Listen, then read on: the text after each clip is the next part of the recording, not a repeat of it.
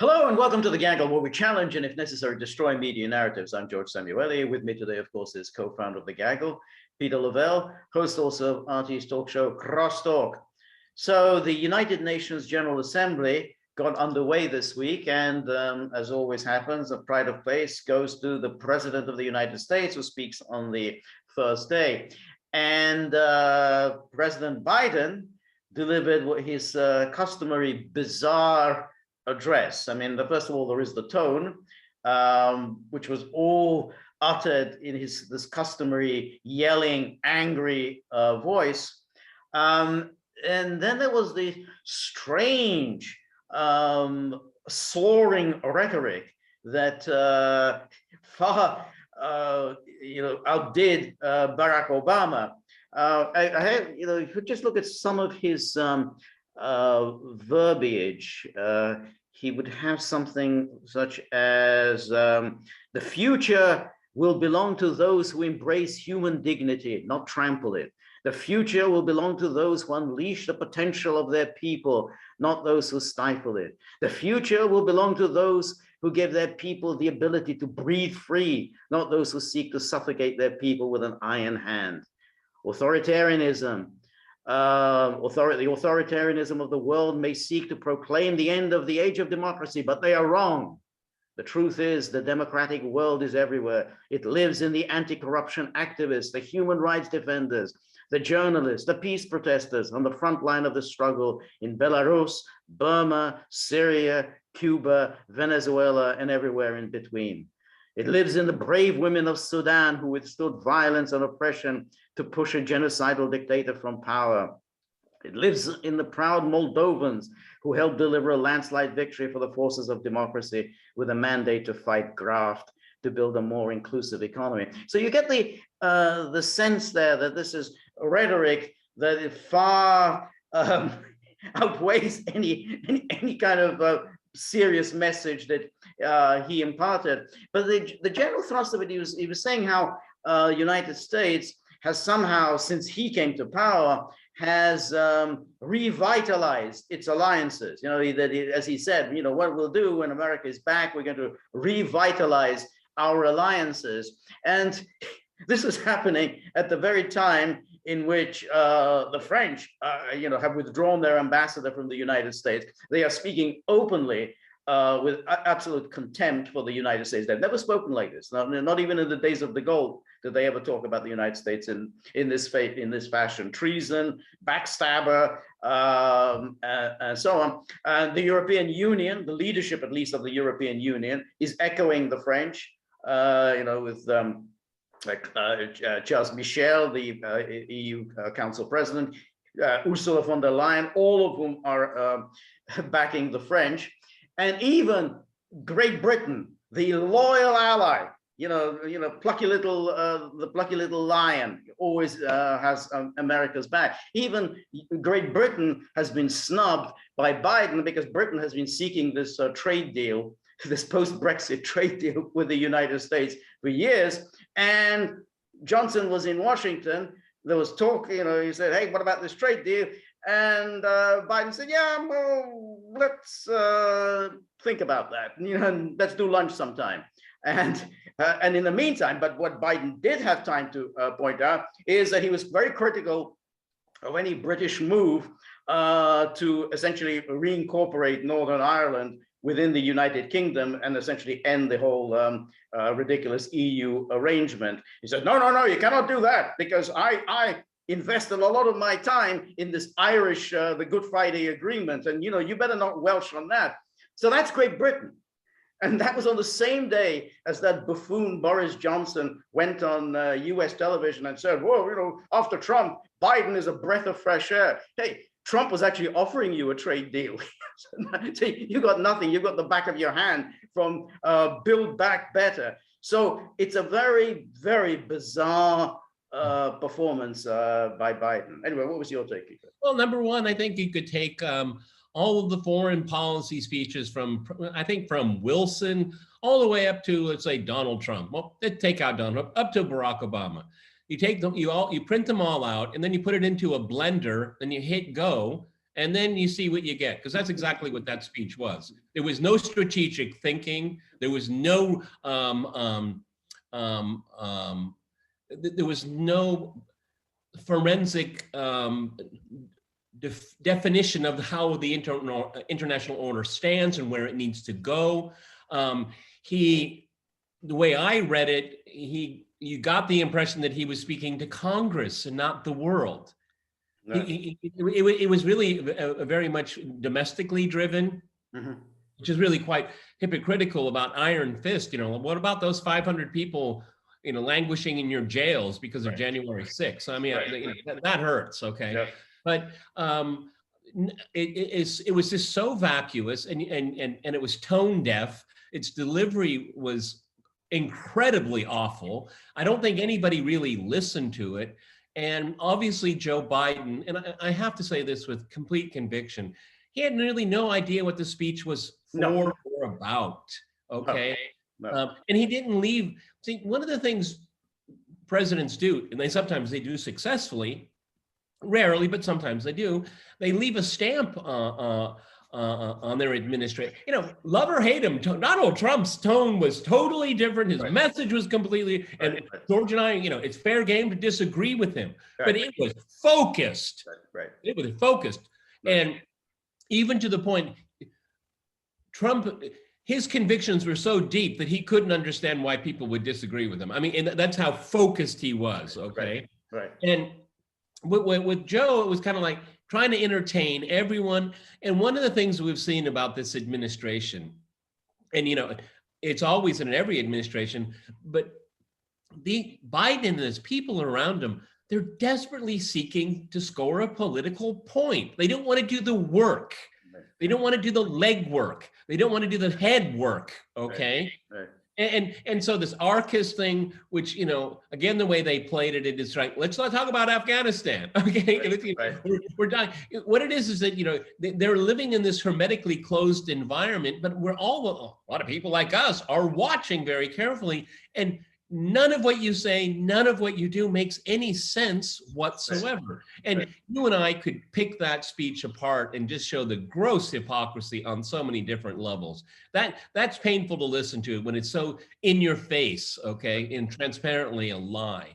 Right. So there's no such thing as a Biden foreign policy, except for, maybe we can get a political point here, before the end of the week. That's how far they think. Right. No, I think that's right. And I think that, as part of this soaring rhetoric, he gives out all this United Nations, hot air, about, the sovereign equality of nations, and how, we're going to be respected as part of the community, and we can't have big states bullying small states, but no mention at all of the United States. I mean, the Biden administration is actually addicted, absolutely addicted, more so than any other administration, to the use of economic sanctions. Now, economic sanctions is a form of coercion by powerful states against smaller states. An act of war. You're going to hit all of these countries, and it causes great hardship. And that's precisely what the United Nations was designed to prevent. And there have been any number of United Nations General Assembly resolutions, and it's in the charter as well, that great powers cannot use their economic power in order to bully weaker powers. And the United States is addicted to this. So there's all the soaring rhetoric, we're part of this great global community, but you're not part of anything. It's just kind of hot air. And in the meantime, we're going to tighten the sanctions on Venezuela tomorrow, and we'll keep the sanctions on Iran in place. Again, he did the usual kind of, we'll return to the JCPOA the moment Iran returns, all this thing. Sanctions are all in place. So it's like he says all this vacuous banalities on one side, and then America just carries on as before on the other side. Yeah, but you're absolutely right. And you know what? I have to. My sincere conviction is that nobody in the hall really cares what he says, because first of all, we have a good taste of what Joe was like as president, and presumably these people in the United Nations General Assembly, most of them are educated, experienced diplomats, and they just have to be sneering at the fact that this man is saying all of this nonsense. Again, the speech was one big form of virtue signaling. I mean, and so completely void of any kind of real world facts. Okay, because I'm for freedom too, George. Are you for it? Sure. Okay. I mean, for all the soaring rhetoric, there was no courage and there was no thought. Right. No, that's right. And then there's all of the promises, and he talks here about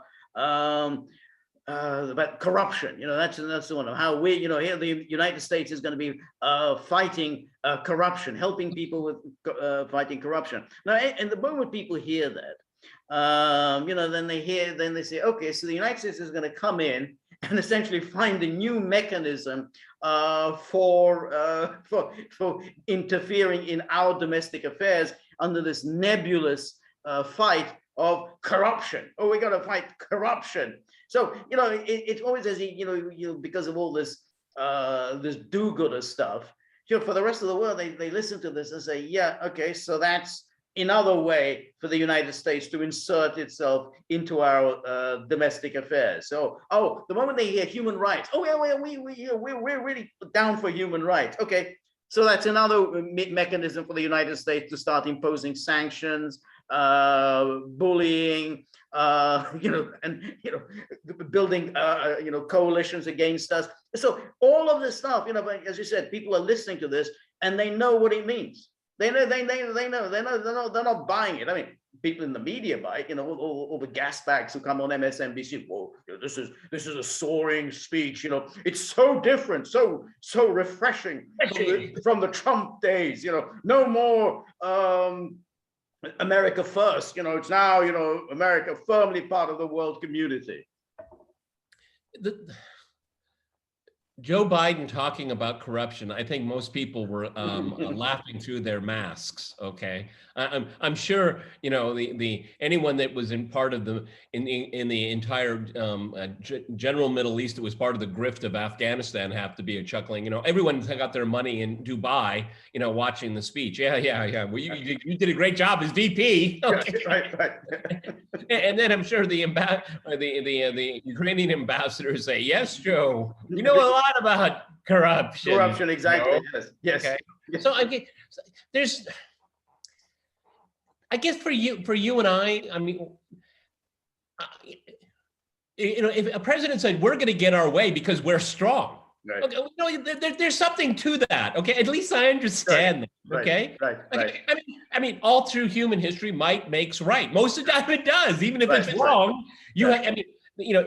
victory is always written by the victorious, okay, not the vanquished here. But don't feed us with all this hyperbole and hypocrisy, because that's what's just so nauseating, because we know the world isn't that way. Again, I want to stress with my first answer, it shows that the U.S. has no strategic vision other than maintaining hegemony. That's what my mess got it from. Right, exactly. I mean, and Trump could say the same thing in a kind of in a different way, and so is Biden. But that's the true anchor of it all here. Right. No, that's right. And again, once he starts talking about democracy, that of course brings to mind this his nonsense about having this democracy summit. So what is this democracy summit? Democracy summit is again, well, let's get together ourselves and our allies and set ourselves off against the rest of the world that isn't up to our high moral value. The problem at the moment for Biden is that he's not going to get too many of his allies on board. I don't see France showing up for this democracy summit. So, that was scheduled for the online version. I think it was scheduled for December. I don't think things are going to be smoothed over by December. So, at this stage, Macron isn't even accepting telephone calls from Biden. So I don't see any, participation in a democracy summit. I don't think, I think there could be one of those rare moments of genuine EU solidarity. Right.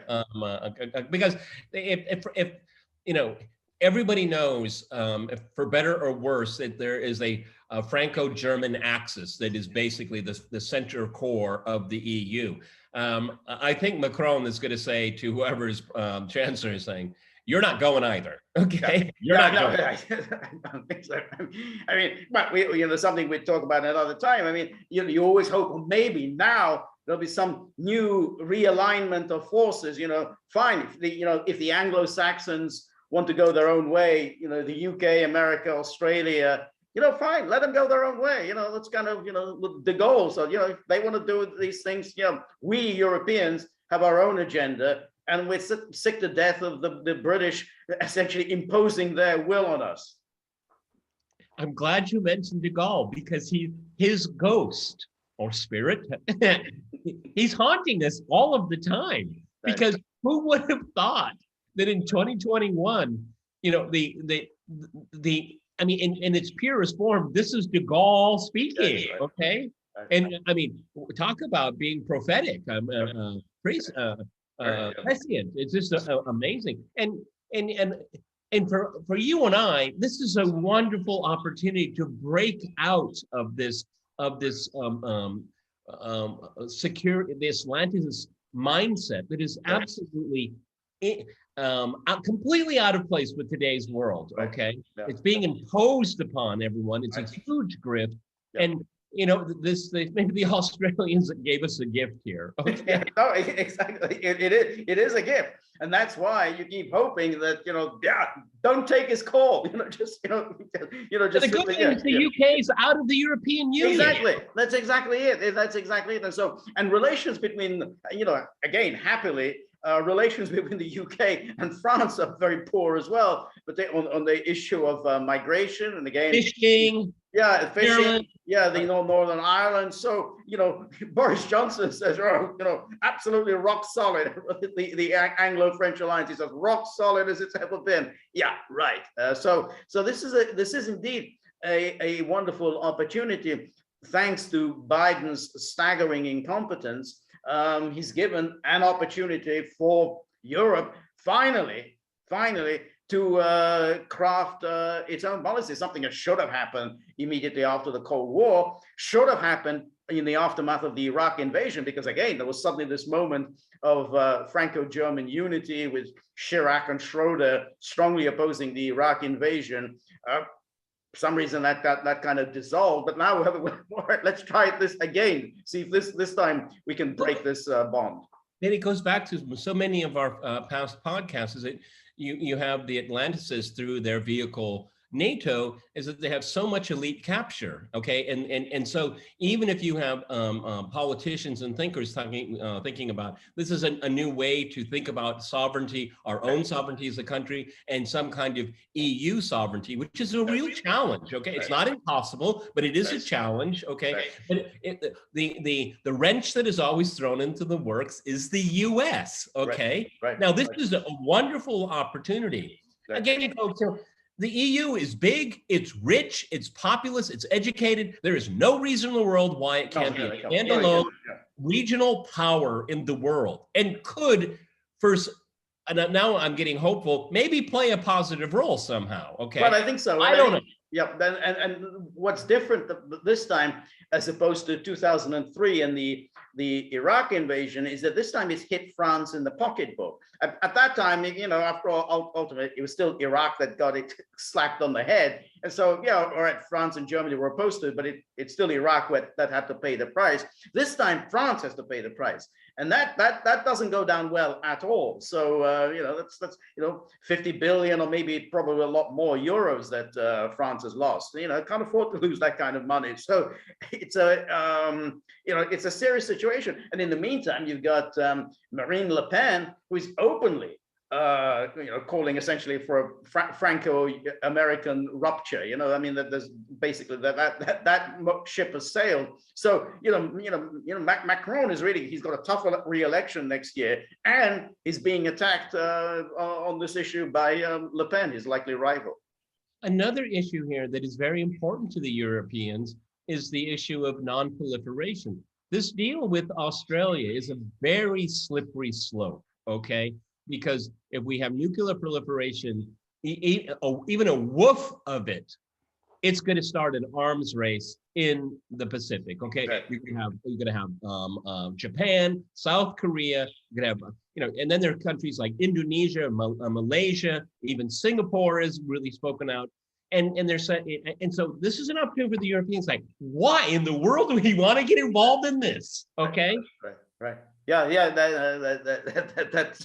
That's exactly De Gaulle right. is right. Let them go that way if they want. Interestingly enough, in the club is not the Canadians. I wonder why. Anyway, you want to sit down with Trudeau for 15 minutes? I know. Yeah, no, that's right. So yeah, so in conclusion, I mean, it was an amazingly banal speech, but with this bizarre, Obama-like soaring rhetoric, which it just so seems so inappropriate. I mean, imagine, when Lavrov or some other state comes in, they're actually could speak in a matter-of-fact way as to what the global problems are, what we need to do, and that's it. There isn't this whole we are saving the planet, we are saving humanity nonsense. Yeah, but that's such a good point, because I can remember when the last round, it was a few years ago, things are moving quickly. Remember when there were additional UN sanctions against North Korea, and it's very interesting because the Western media is so centered on itself. Is that you had the soaring rhetoric from the American, the soaring rhetoric from the Brit, and even to a great extent the French, But then the Chinese and the Russians said, "Well, this is what the situation is." Right. Very calmly, their voice didn't go up, it didn't go down, it just went straight ahead. Right. And it was the Russians. Yes, it was the Russians that went first, and they gave their plan to work with North Korea. It would be Russia, China, South Korea, and North Korea. And then the Chinese ambassador came on and basically duplicated it with China's specific version of all of it, but no soaring rhetoric. But you know what? It was the Russian and the Chinese ambassador that had something of substance to say. You know why, George? Because they got skin in the game. It's the neighborhood. Right. No, that's right. That's right. Both countries share a border with North Korea. But but outside of some of these Western countries, when do you get this soaring rhetoric? I mean, right. No, that's right. And they had a plan. They put forward a plan. I mean, and that was the problem with the Trump. I mean, Trump at least had the right idea, but he never came up with a plan, a kind of a step-by-step process to resolve problems. So it's all very well saying, "Oh, I've got good relations with Kim Jong-un." Okay, what's the next step? I mean, you need some kind of a plan, but he didn't have that, and whereas the Russians and the Chinese did have. What was interesting also is there was a moment when Biden got to the Middle East, and he said the commitment of the United States to Israel's security is without question, and our support for an independent Jewish state is unequivocal. But I continue to believe that a two-state solution is the best way to ensure Israel's future as a Jewish democratic state living in peace alongside a viable, sovereign, and democratic Palestinian state. We're a long way from that goal at this moment, but we must never allow ourselves to give up on the possibility of progress. So what the hell is the point of saying that? You are the president of the United States. Where is a peace plan? I mean, you don't just, oh, well, we want to see the two-state solution, and well, that's about all there is to it. I got nothing more to add on that. I mean, so, well, what are you going to do about it? I mean, you cannot just keep repeating you want to see a two-state solution. What concrete steps are you prepared to take? Well, of course, he doesn't. And that's it. So again, vacuous rhetoric, no practical steps. Yeah, there's no sunlight between the United States and Israel. When they start that rhetoric, that's when I go iron a shirt. Okay, yeah, right. Because we've, come on, folks, we've heard this for decades now. I mean, there is no two-state solution. It's gone. Okay, it's how you're going to deal with the one-state solution. Okay, and that's really that's the plan that you have to contemplate here. All right. And so, this soaring rhetoric, like I said, from past presidents. I mean, what did Jimmy Carter say that? Or, I mean, they all said the same thing. Okay. Right. Yeah, no, that's right. It's just not serious. Okay. Right. It's just not serious stuff. I mean, conservative media went after a whole lot of other reasons, which, I thought was immaterial. I think you and I are focusing on what's really right. No, well, that's it. But you see what and I'm not trying to score political points either. Well, they're trying to score political point, but I mean, the conservative media are viscerally opposed to the United Nations. So I mean, they just said, why is there a U.S. president going to the United Nations at all, unless to tell them that we're right behind Israel under all circumstances, and we're ready to go to nuclear war on behalf of Israel. I mean, that's pretty much what all conservatives want to hear from a U.S. president, like the Nikki Haley's of this world. So.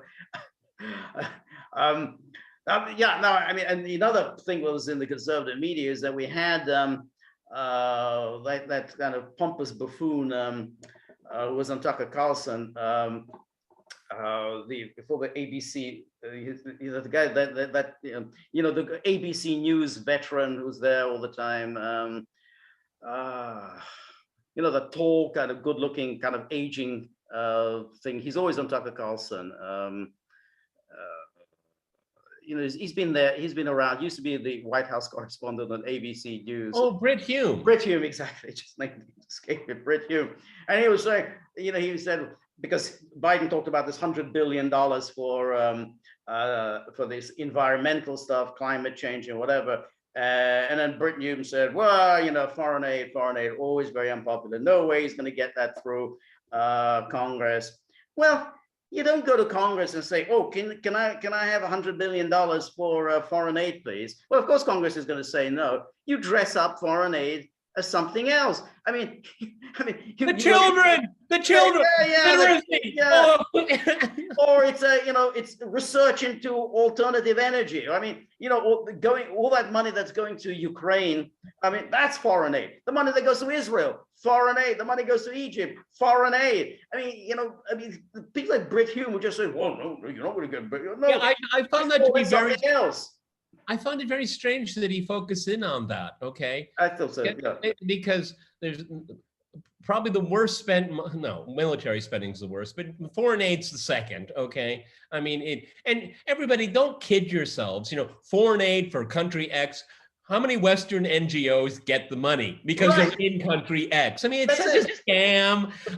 Again, I'm gonna get really, really attacked for this. But the Americans left behind in Afghanistan. Why were they there in the first place? They had six-figure jobs and all this. They should have left when they had the chance to leave. I'm sorry. I'm so sick and tired of hearing these arguments. It is such an industry. This NGO stuff trying to save the world. It does marginally positive, maybe usually net zero, and what they do is they end up buying a second house in the Hamptons. Well, I don't have any. And that's it. And that's what foreign aid is. I mean, so people have this idea, and that's what Brit Hume was playing on. Is that foreign aid? We just give out these little bits of cash for this is money for development, but that's not what foreign aid. I mean, when they give all this money to Ukraine, it's here's some money for you. Make yourself as obnoxious as possible toward Russia. Israel, here's some money for you. Do whatever you want with it. Egypt, the same. Do whatever you want with it. And your other countries. Well, hey, we can, this is for your military. So because we want to coordinate our two militaries. So here's another bunch of foreign aid. Buy American arms. Of course, that's it. And then of course you have all of the USAID headed by Samantha Power, and then you have the National Endowment for Democracy, and then all the vast web of U.S. government agencies that dole out money in order to exert influence around the world. So what an absolute buffoon that Brit Hume would. Well, it's not going to get past Congress. Of course, it's going to get past Congress. You just called it something else, and it gets through. We'll end on this. What was the speech? It was Joe Biden's Empire Report 2021. Okay. Right. And you know what? It's just been so recycled. Right. I mean, just verbiage. Okay. Right. And that's really where the empire stands right now. Okay. licking its wounds and looking further afield, because that military-industrial complex must be fed. Right. Must be fed. Yep, Okay. yep, that's All right. righty, everybody. We're on local, so please go to thegaggle.locals.com. George, you're going to be having a live stream Yeah, I'm soon. going to do a live stream in a few days. Yep, that's right. Today is Wednesday all day, so George and I will have a YouTube super chat on Friday. Friday noon Eastern Standard Time. Okay, so it's a brown bag it. Yep. Okay. Yep. Check out the store. We got some new stuff for winter, hats and scarves. We did a Zoom call with Gaggler just a couple days ago, which was a lot of fun. If you want to talk to us, please feel free to get in contact with us there. And let's see here. And Q&As are still enough. We'll try to exactly. Please throw us as many questions and comments, suggestions as possible. We love to hear from you, and we love to have our sessions trying to answer all of your inquiries. So we love hearing from you. So please keep sending stuff in. Okay. And Buddy, you want to talk about the tip jar? You want to talk about the tip jar? No, I don't know, Buddy. There you go. Come on, Buddy. You got to make your special appeal, okay? The Buddy appeal. That's right. This is the declaration from Buddy. The Buddy appeal. Yes. Have you permission to talk about the tip jar? Yeah. Okay, he's a little shy today. Okay, and yes. sleeping. He's the tip jar. Yeah. Well, he's sleeping out of depression. That's what Buddy told me to say. Replenish the tip jar, please. Right. Okay. Exactly. He's just very sad, about the state of the tip jar. So yeah, and we're very grateful for all of your help and your contributions, and please, whatever you feel free, able to donate would be most appreciated. The more you can help, the better the product will be. And remember, if you like The Gaggle, please like, share, and subscribe. See you soon. Bye.